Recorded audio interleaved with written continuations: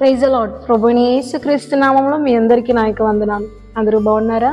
ప్రతిదినం దేవుని యొక్క మాటని మీరు ఎంతగానో అయా చేత పట్టుకొని మీ ప్రయాణాన్ని కొనసాగిస్తున్నారని ఆశిస్తున్నాను.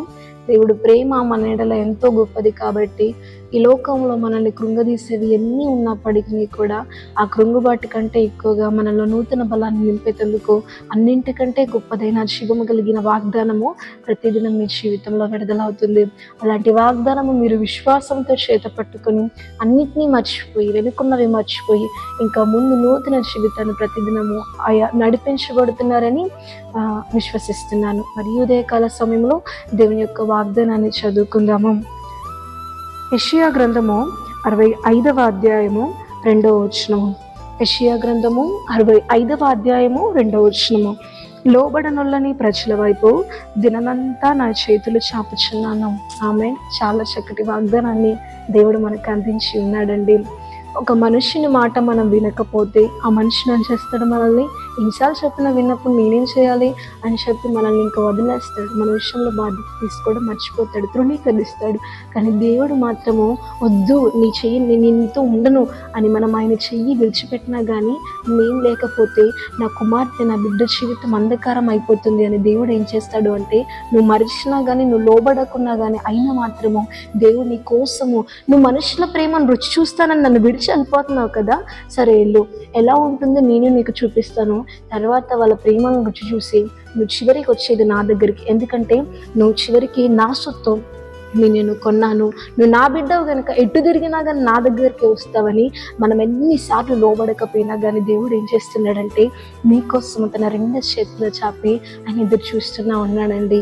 నీ విషయంలో అంత రిస్క్ తీసుకునేవారు ఎవరు ఉండరు, కానీ నీ విషయంలో అంత కేర్ తీసుకునేవారు ఎవరు ఉండరు. నీకోసం మరీ అంత పట్టిగా ప్రేమించేవారు ఈ లోకంలో నువ్వు ఎవరిని చూసినా కానీ నువ్వు ఫైండ్ అవుట్ చేయలేదు. కానీ యేసయ్య మాత్రము పలుమార్లు ఆయనను మోసం చేసిన, పలుమార్లు ఆయన మాట వినకపోయినా, పలుమార్లు ఆయన విషయంలో మనం స్వార్థంగా ప్రవర్తించినా కానీ స్టిల్ దేవుని యొక్క ప్రేమ అన్నది మన ఎడల ఎప్పుడు ప్రత్యక్షం అవుతూ ఉంటుందండి. ఒకసారి ఆలోచించు, గత కాలం అంతా దేవుని విడిచి మనం ఎన్నోసార్లు దేవుని మాటకు లోబడక ఎంతగానో లోక క్షేమైన వాటి కోసం భ్రమపడే ఆయన ఆజ్ఞల్ని విడిచి మనం ఈ లోకంలో తిరుగులాడేవేమో.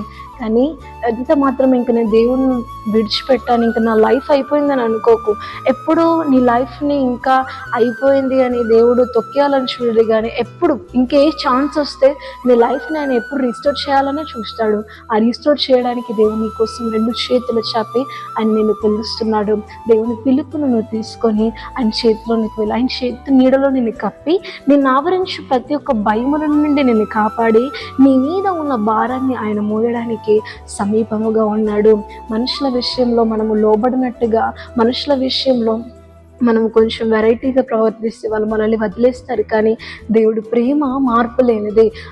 ఆయన విషయంలో చాలామంది చివరికి ఎంతోమంది ఆయన గుండెను బాధపరిచినా కానీ మేలు పొందుకొని ఆయన ఎద్దు నుండి వెళ్ళిపోయిన సందర్భాలు ఆది నుండి ఇప్పటివరకు ఆయన ఎన్నో చూశాడు. కానీ ఇప్పటికీ కూడా మనుషులు ఎప్పుడు ఇంతే, వాళ్ళ కల్చర్ ఇంత అని ఎప్పుడు కూడా మన విషయంలో ఆయన బాధ్యత తీసుకోకుండా ఉండలేడు. అందరి ప్రేమను అర్థమైపోయినప్పటికీ కూడా ఒక నమ్మకంతో, ఒక విశ్వాసంతో దేవుడు కొన్నిసార్లు లోబడక మొండిగా ప్రవర్తించిన మన విషయంలో కూడా ఆయన 2 చేతులు చాపి మన కోసం, నా బిడ్డ నా దగ్గరికి ఖచ్చితంగా వస్తుంది అని నీ కోసం ఆయన ఎదురు చూస్తూ ఉన్నాడండి.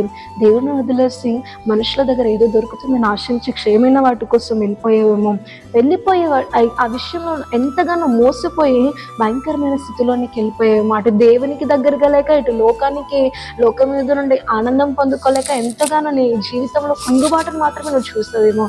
సరే, దాని గురించి నువ్వు వెనుకున్న జీవితాన్ని గురించి మర్చిపో.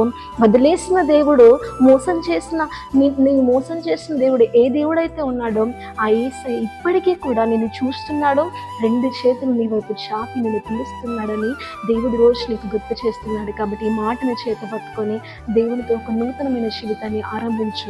ఖచ్చితంగా నీ జీవితం మార్పు నుండి దినాలను ఖచ్చితంగా చూస్తావు. అలాంటి దినాలు దేవుడు నీ జీవితంలో నీకు అనుగ్రహించును గాక. ఆమేన్. ప్రార్థన చేసుకుందాం.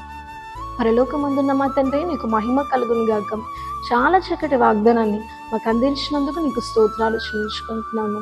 మేము మరిచినా మా మరువవు తండ్రి, మేము విడిచినా కానీ మా విషయంలో ఎప్పుడు కూడా నీ కనుదృష్టి తప్పకుండా మమ్మల్ని కాపాడుతూ ఉంటావు తండ్రి. ఎందుకంటే మీ ప్రేమ మా ఎడల అపారమైనది, లెక్కించలేనిది ఉన్నది కాబట్టి ఆ ప్రేమలో దినదినము మమ్మల్ని కొనసాగింప చేస్తున్నావు. నీకు స్తోత్రాలు ప్రభువా. దేవా నీకు మహిమ కలుగును గాక. లోబడినలోని ప్రజల వైపు నేను మెల్లయు నా చేతులు చాపుచున్నాను అని నీ వాక్యము మాకు సెలవిస్తున్న ప్రకారం ఎంతమంది వారి వైపు అయితే క్షమాపణ కలిగిన నీ చేతులు చాపబడి ఉన్నాయో వారందరూ నీ చేతులను వచ్చుటకు సహాయం చేయండి. నీ మేళ్ళని తండ్రి, కృంగిపోయిన వారి జీవితంలో ఒక మంచి ఆదరణను వారు పొందుతున్నట్టుకు సహాయం చేయండి.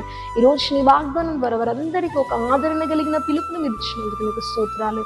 ఆ పిలుపును విశ్వాసంతో చేత పట్టుకొని నూతనమైన జీవితాన్ని వారికి ఆరంభించటకు ఆత్మ సహాయము దయచేయండి.